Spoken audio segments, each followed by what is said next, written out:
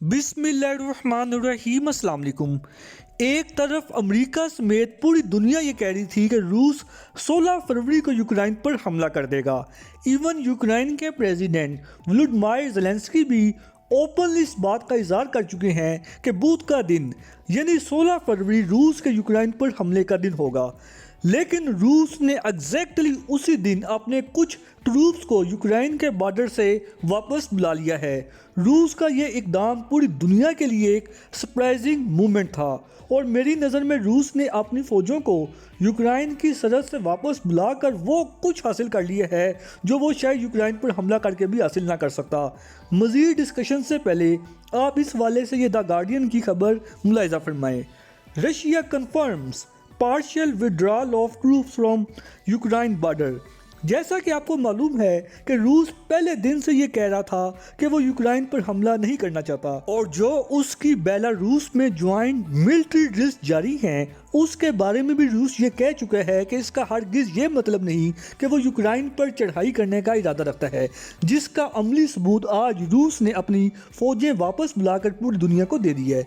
लेकिन ये जितना सिंपल इशू बजाय लग रहा है उतना एक्चुअली है नहीं, क्योंकि अब अगर यूक्रेन को नेटो का हिस्सा बनाने की कोशिश की गई तो रूस एक मिनट से पहले यूक्रेन पर हमला कर सकता है, क्योंकि रूस के जितने अमेरिका समेत तमाम यूरोपियन ममालिक से यूक्रेन के इशू पर जो डिप्लोमेटिकली राब्ते हुए हैं उनका तो असल मकसद ये था कि रूस अपनी फ़ौजें यूक्रेन के बॉर्डर से विड्रॉ करे, जो कि उसने कर दी।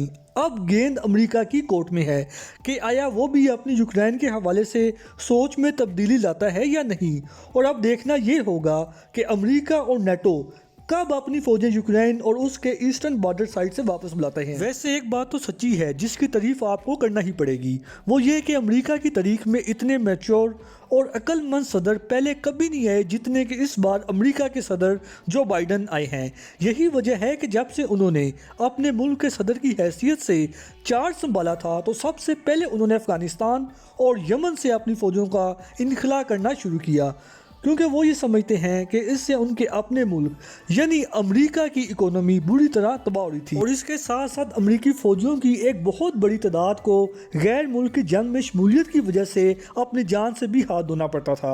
लिहाजा मेरी नज़र में अमेरिकी सदर जो बाइडन का अफ़गानिस्तान और यमन से अपनी फ़ौजें वापस बुलाने का फ़ैसला बिल्कुल दुरुस्त था और अब उनको अपनी वही पॉलिसी यूक्रेन के मामले में भी अपनाना होगी जिससे उनका सियासी कद मज़ीद बुलंद होगा, क्योंकि जंग किसी मसले का हल नहीं और इसका सबसे ज़्यादा इदराक खुद अमेरिका को अफ़गानिस्तान में 20 साल जंग लड़ने के बाद हो जाना चाहिए, क्योंकि इसको शुरू करना बड़ा आसान होता है लेकिन जब एक बार ये शुरू हो जाए तो उसके बाद इस जंग का इख्तिताम कहाँ और किस सूरत में होता है वो किसी को मालूम नहीं। ऊपर से रूस और अमेरिका दोनों न्यूक्लियर कंट्रीज़ हैं।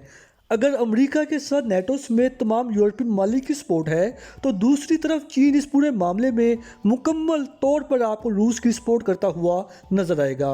और अगर बात कर ली जाए चाइना के जंगी हथियारों की तो उनकी कैपेबिलिटीज़ भी पूरी दुनिया पर अयां है। तो इस कशीदगी को ख़त्म करने के लिए अमेरिका और नेटो को उसी दानिशमंदी का मुजाहिरा करना चाहिए जो रूसी सदर व्लादिमीर पुतिन ने अपनी फ़ौजों को वापस बुलाकर किया है। फ़िलहाल आज के लिए इतना ही, मिलते हैं इंशाल्लाह अगली वीडियो में। तब तक के लिए इजाज़त। अल्लाह पाक हम सब का हामी नासिर हो। पाकिस्तान जिंदाबाद।